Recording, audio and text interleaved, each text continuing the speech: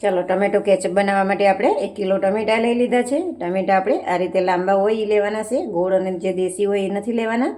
આમાં પલ્પનો ભાગ વધારે હોય છે અને બીજ ઓછા હોય છે અને ખાટાપણા નથી હોતા। દેશી ટમેટા ખાટા હોય છે એટલે એનો સોસ સારો નથી થતો। આનો સોસ બહુ સરસ થાય છે। તો હવે આને આપણે સમારી લઈશું। આપણે ઉપરનો ભાગ કાઢી લીધો છે। આ રીતે આપણે 4 કટકા એક ટમેટાના કરી લઈશું। હવે બધા ટમેટા આપણે સમારી લીધા છે। હવે આપણે કુકરમાં લઈ લઈશું બાફવા માટે। તો એની માટે આપણે કુકર લઈ લીધું છે। હવે આપણે બધા ટમેટા કુકરની અંદર નાખી દઈશું।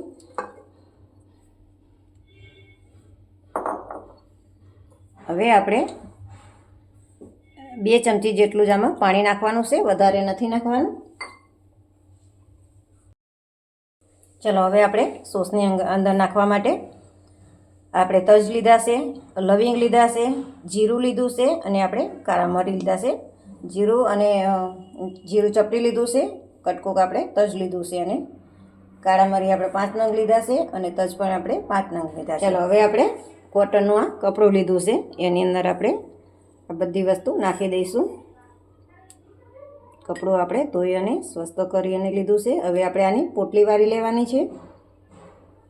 તો આ રીતે આપણે આની પોટલી વાળી લઈશું। આ રીતે આપણે પોટલી વાળીને નાખવાથી આનો સ્મેલ થોડીક જ આવે છે, વધારે આવતી નથી અને બહુ સ્ટ્રોંગ નથી થતું, માપનું જ થાય છે। હવે આપણે આનો આ કુકરની અંદર વચ્ચે આ રીતે મૂકી દઈશું। ચલો હવે આપણે આના રાખી અને 2 વિસલ થવા દઈશું। ચાલો આપણે 2 વિસલ થઈ ગઈ પછી આપણે કુકર ખોલી લીધું હતું અને કુકર ઠંડુ થઈ ગયું છે। ઠંડુ થઈ જાય પછી જ આપણે આને પીસવાનું હોય છે। આ પોટલી આપણે અંદર નાખી હતી એ આપણે આ રીતે નીચોવી આને લઈ લઈશું એટલે આને બધી સ્મેલ આપણે સોસની અંદર આવી જાય।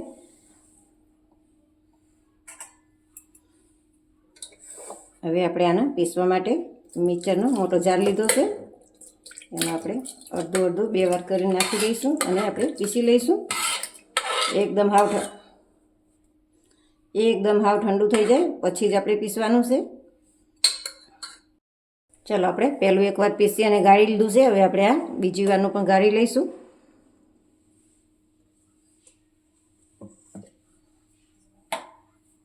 આપણે આ રીતે ચમચાની મદદથી ગાળી લઈશું। ચલો આપણો સૂપ બધો જો ગળાઈ ગયો છે,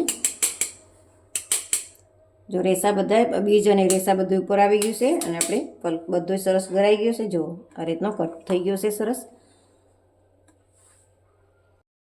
ચલો હવે આપણે કઢાઈ લઈ લીધી છે, આપણે નોનસ્ટિક કઢાઈ લીધી છે। હવે આપણે આ સોસ જે બનાવવાનો છે એ પ્યોરી આની અંદર લઈ લઈશું।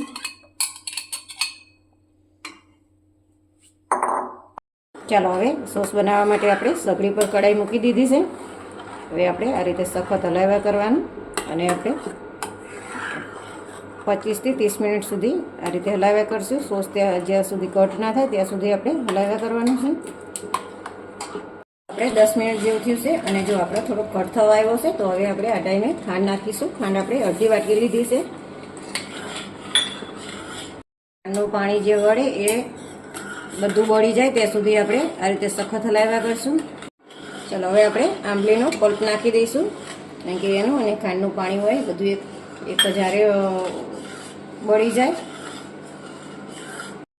ચાલો આપણો સોસ જો એકદમ કટ અને સરસ થઈ ગયો છે। હવે આપણે આમાં વિનેગર નાખીશું।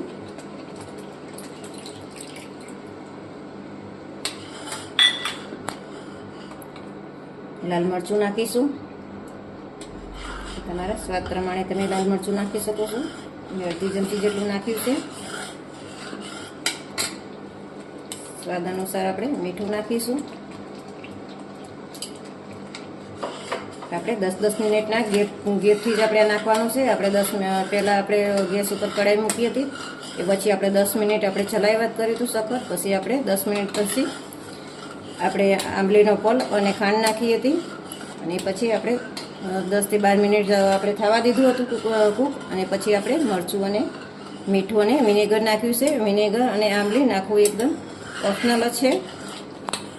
સોસ જો તૈયાર છે અને એકદમ કટ થઈ ગયો છે. અને આને આપણે જો ચેક કરવું હોય તો આપણે આ રીતે નાખી અને ચેક કરવાનું. જો આમ રેલાતું નથી તો આપણો સોસ તૈયાર છે. અને જો આ રીતે રેલાય અને પાણીનો રેલો નીચે થતો હોય તો આપણો સોસ 10 મિનિટ આપણે થવા દેવાનો. પણ આપણે એકદમ કમ્પ્લીટ થઈ ગયો છે.